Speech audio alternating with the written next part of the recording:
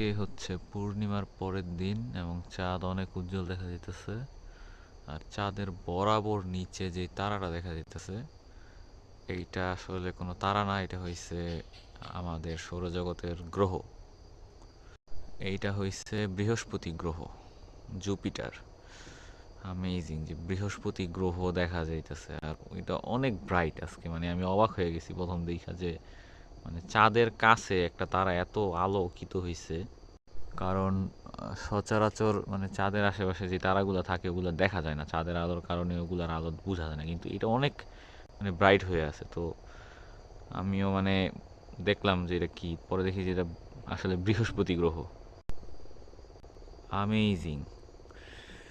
এর আগে মানে আমি এইভাবে মানে স্পট করতে পারি নাই বৃহস্পতি গ্রহ। শুক্র গ্রহ তো অনেক স্পট করছি আকাশে, দারুণ জিনিস। এই যে চাঁদ, চাঁদের বরাবর নিচে বৃহস্পতি গ্রহ।